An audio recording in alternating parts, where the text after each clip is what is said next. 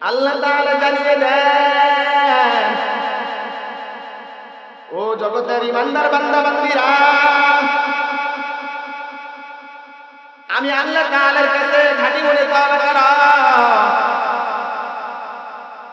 আমি আল্লাহ তাআলার কাছে যদি তোমার গুনাহের জন্য অনুতপ্ত হয়ে আমি রব্বুল আলামিনের কাছে তুমি খাঁটি মনে তওবা করতে পারো, আল্লাহ রব্বুল আলামিন জানিয়ে দেন, আসা রাব্বুকুম আন ইউকাফিরা আনকুম সাইয়্যাতিকুম ওয়া ইউদখিলাকুম জান্নাতিন তাজরি মিন তাহতিহাল আনহার। আল্লাহ তাআলা জানিয়ে দেন, হতে পারে তোমার জীবনে লক্ষ লক্ষ কোটি কোটি গুনাহ যদি থাকে, আমি আল্লাহ রাব্বুল আলামিন তোমার জিন্দেগীর গুনাহগুলো মাফ করে দেব। আর গুনাহ খাতা মাফ কইরা আল্লাহ রাব্বুল আলামিন বলেন, আমি আল্লাহ রাব্বুল আলামিন মরার পর তোমাকে এমন জান্নাতে প্রবেশ করাবো, এমন জান্নাতে প্রবেশ করাবো যে জান্নাতের তলদেশে নহর সমূহ থাকবে। আল্লাহ তাআলা আর আয়াতের মধ্যে বলেন, খালিদিনা ফিহা, ওই জান্নাতের মধ্যে যখন ঈমানদার বান্দা বান্দীরা প্রবেশ করবে, আল্লাহ রাব্বুল আলামিন জান্নাতের খালিদিনা ফিহা, তারা জান্নাতের মধ্যে চিরকাল থাকবে। এমন নয় আজকে জান্নাতের মধ্যে প্রবেশ করেছে আগামীকাল বের হয়ে যাবে। আল্লাহ তাআলা বলেন, খালিদিনা ফিহা, তারা ওই জান্নাতের মধ্যে চিরকাল থাকবে।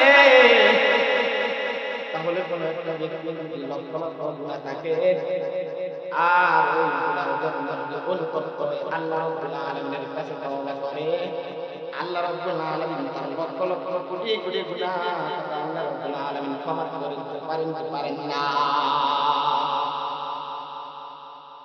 আল্লাহ নবী সাল্লাল্লাহু আলাইহি ওয়াসাল্লাম জানিয়ে দেন, ও আমার উম্মতের দল, কোন একটা ব্যক্তি যদি আল্লাহ তাআলার কাছে তওবা করে, আল্লাহ তাআলা এমন খুশি হয়, এমন খুশি হয়, দুনিয়ার জমিনে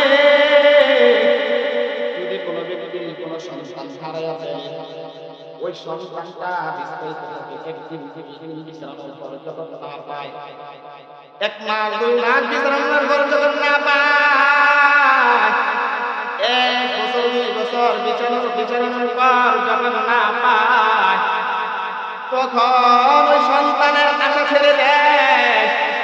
আর ওই সন্তানটা যদি এক বছর দুই বছর তিন বছর 4 বছর 5 বছর নয়, বরং 12 বছর পর ওই সন্তানটা বাড়ির মধ্যে এসে বাড়ির সেখানে এসে বলে, আম্মা, ও আব্বা, আমি তোমার আব্দুর রহমান, ও আম্মা, ও আব্বা,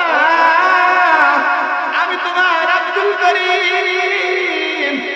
তখন মা বাবা এরকম ভাবে খুশি হয়, এমন খুশি হয়, এমন খুশি হয়, মা বাবা দৌড়াইয়া ওই সন্তানকে বুকের মধ্যে জড়াইয়া ধরে, বুকের মধ্যে জড়াইয়া ধরার পর সন্তানকে জিজ্ঞাসা করে, ও সন্তান, এতদিন কোথায় ছিলাম? এরকম ভাবে সন্তান যখন পায়, সন্তান পাওয়ার পর মা বাবা খুশিতে ক্রন্দন করে, ঠিক কিনা? আল্লাহ নবী জানিয়ে দেন, ও আমার উম্মতের দল,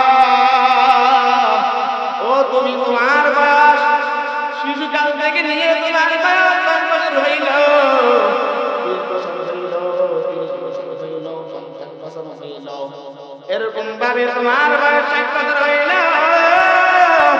তোমার বয়স 70 বছর হইল, তুমি আজকে যে কোনো কারণে মসজিদে আসলা, যে কোনো কারণে মসজিদে আসলা, আসার পর তোমার জীবনের কথাগুলো তোমার স্মরণ হয়ে গেল, তোমার গুনার কথা স্মরণ হয়ে গিয়ে আল্লাহকে তুমি আল্লাহ বলে ডাকতে পারো, আল্লাহকে যদি তুমি বলো, ওরে আল্লাহ, আমার বছর 2 বছর নাই, আল্লাহ আমার 20 বছর 30 বছর নাই, আল্লাহ 70 বছর আমি অনেক জীবনে অনেক গুনাহ করে ফেলেছি আল্লাহ। ও রব্বুল আলামিন, আল্লাহ আমার জিন্দেগীর গুনাহকে মাফ করে দাও। আল্লাহ তাআলা এমন খুশি হয়, এমন খুশি হয়, নবী আমার জানিয়ে দেন ওই 12 বছর পর সন্তান হারা মা যেভাবে খুশি হয়, আল্লাহ তাআলা তার চেয়ে বেশি খুশি হন। সুবহানাল্লাহ। আল্লাহ তাআলা রহমতের চাদর দিয়ে ওই বান্দাটাকে বেষ্টন করে ফেলে। ওই বান্দাটাকে আল্লাহ তাআলা রহমতের চাদর দিয়া বেষ্টন করার পর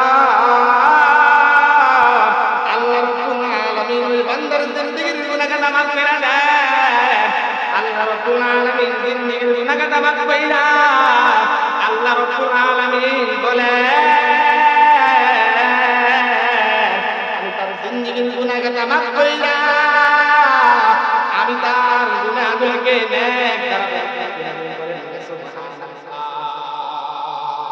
আল্লাহ রাব্বুল আলামিন বলেন ইল্লা মা তাবা ওয়া আমানা ওয়া আমিলা আমালান সালিহান ফাউলাইকা ইউবাদদিলুল্লাহু সাইয়্যাতিহিম হাসানাত ওয়া কানা আল্লাহু গফুরা রাহিমা।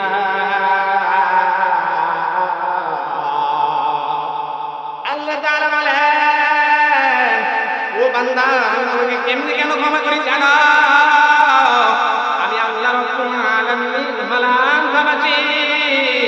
দুনিয়ার মধ্যে সন্তানকে যখন মা বাবা ডাকে সন্তান খুশি হয়, ওস্তাদ যখন ছাত্রকে ডাকে ছাত্র খুশি হয়, চেয়ারম্যান যখন মেম্বারকে ডাকে চেয়ারম্যান খুশি হয়, মন্ত্রী যখন চেয়ারম্যান দিয়ে ডাকে তখন চেয়ারম্যান খুশি হয়। এরকম ভাবে দেশ প্রধান যখন মন্ত্রীকে ডাকে মিনিস্টারকে ডাকে তখন খুশি হয়। আল্লাহ তাআলা বলেন ও বান্দা তুমি গুনাহ করতে করতে পার পরিমাণ করেছ, ও বান্দা একদিন তুমি কি করো আমার হুকুমগুলো পালন করো না, ও বান্দা তোমার 60 বছর চলে গেছে, 70 বছর চলে গেছে, 70 বছর পর তুমি কি করো বান্দা আমি আল্লাহ তাআলার কাছে ক্ষমা চাও। আমি আল্লাহ রাব্বুল আলামিন তোমার জিন্দেগীর গুনাহ ক্ষমা করতে পারেন না। সুবহানাল্লাহ। ইয়া ইলাহি তু মেরা গাফার হ্যায়, ইয়া ইলাহি তু মেরা সত্তার হ্যায়, ইয়া ইলাহি মুঝসে মুঝকো দরকার आप देखो मुझ में तुझको रखना। আল্লাহ নবী সাল্লাল্লাহু আলাইহি ওয়াসাল্লাম জানিয়ে দেন ও উম্মত যখন তুমি গুনাহ করার কারণে তোমার অন্তরের মধ্যে একটা কালো দাগ পড়ে যায়, আর গুনাহ করার পর তারপরে যদি তুমি অনুতপ্ত হয়ে রব্বে কারীমের নিকট ক্ষমা প্রার্থনা করো, তোমার অন্তরের মধ্যে যে একটা কালো দাগ পড়েছে আল্লাহ রাব্বুল আলামিন তোমার অন্তরটাকে আল্লাহ রাব্বুল আলামিন পরিষ্কার করে দেন। ফাইন্নামা আস্তাগফারা তুমি তওবা করো, ইস্তিগফার করো কিলা কলবহু আল্লাহ নবী জানিয়ে দেন তখন তার অন্তরটা ইস্তিগফার করো, তার অন্তরের মধ্যে কালো দাগ পড়েছে আল্লাহ রাব্বুল আলামিন অন্তরের কালো দাগটা দূর কইরা আল্লাহ রাব্বুল আলামিন পরিষ্কার কইরা দেন। ওয়াইন যাতা যালাত হাত্তা কালো কলবহু আল্লাহর নবী জানিয়ে দেন ও উম্মত তারপরে যদি তুমি গুনাহ করার পর তওবা না করো, আবার যদি গুনাহ করো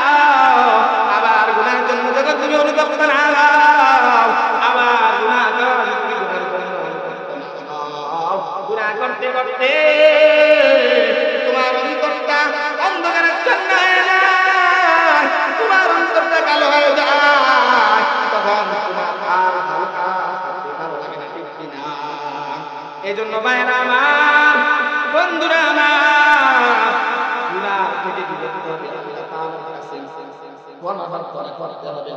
আমার যদি লক্ষ লক্ষ গুনাহ থাকে, আমি যদি খালি করে তওবা করতে পারি, আল্লাহ